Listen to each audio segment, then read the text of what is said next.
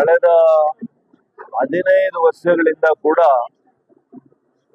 ನಮ್ಮೆಲ್ಲರ ನೆಚ್ಚಿನ ನಾಯಕರು, ಮಾಜಿ ಸಚಿವರು, ಈಗಿನ ವಿಧಾನ ಪರಿಷತ್ನ ಸದಸ್ಯರು ಆಗಿರ್ತಕ್ಕಂಥ MTB ನಾಗರಾಜಣ್ಣವರ ಸದೃಢ ನಾಯಕತ್ವದಲ್ಲಿ ನಗರಸಭೆ ಅಧ್ಯಕ್ಷ ಮತ್ತು ಉಪಾಧ್ಯಕ್ಷರ ಚುನಾವಣೆ ಏನಿವತ್ತು ನಡೆದಿದೆ, ಅದರಲ್ಲಿ ನಮ್ಮ ಭಾರತೀಯ ಜನತಾ ಪಕ್ಷದ ಅಧ್ಯಕ್ಷರಾಗಿ ಶ್ರೀಮತಿ ಆಶಾ ರಾಜಶೇಖರ್ ಅವರು ಅವಿರೋಧವಾಗಿ ಇವತ್ತು ಆಯ್ಕೆಯಾಗಿದ್ದಾರೆ.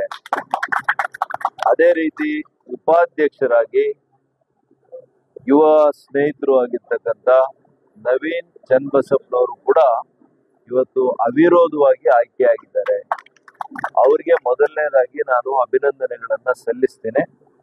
ಅದೇ ರೀತಿ ನಮ್ಮೆಲ್ಲ ನಗರಸಭಾ ಸದಸ್ಯರುಗಳು ಇವತ್ತು ಒಗ್ಗಟ್ಟನ್ನ ಪ್ರದರ್ಶನ ಮಾಡಿದ್ದಾರೆ.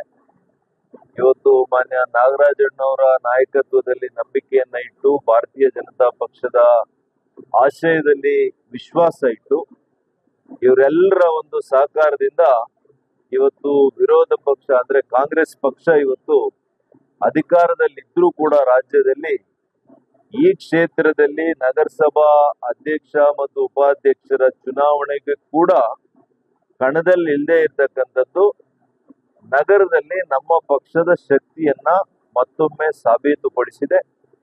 ಸ್ಥಳೀಯ ನಾಯಕರ ಒಗ್ಗಟ್ಟನ್ನ ಸಾಬೀತುಪಡಿಸಿದೆ. ಕೂಡ ನಾವು ಅಭಿವೃದ್ಧಿ ಮಾತ್ರ ನಾವು ವಿಚಾರ ಇಟ್ಕೊಂಡು ನಾವು ಮುಂದೆ ಹೋಗ್ತೇವೆ.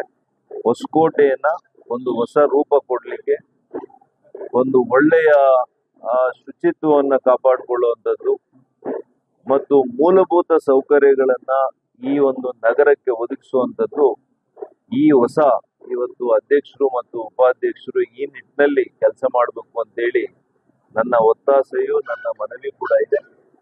ಅದೇ ರೀತಿ ನಾವೆಲ್ಲ ಕೂಡ ಒಂದು ಒಳ್ಳೆಯ ಸ್ವಚ್ಛ ಆಡಳಿತವನ್ನ, ಒಂದು ನೈರ್ಮಲ್ಯವನ್ನ ಕಾಪಾಡುವಂತಹ ಒಂದು ನಗರವನ್ನ ನಿರ್ಮಾಣ ಮಾಡೋದ್ರಲ್ಲಿ ನಮ್ಮ ಈ ಹೊಸ ತಂಡ ಇವತ್ತು ಪರಿಪೂರ್ಣವಾಗಿ ತೊಡಗಿಸ್ಕೊಂಡು ಕೆಲಸ ಮಾಡುತ್ತೆ ಅಂತೇಳಿ ಈ ಸಂದರ್ಭದಲ್ಲಿ ನಾನು ಹೇಳಲಿಕ್ಕೆ ಬಯಸ್ತೇನೆ.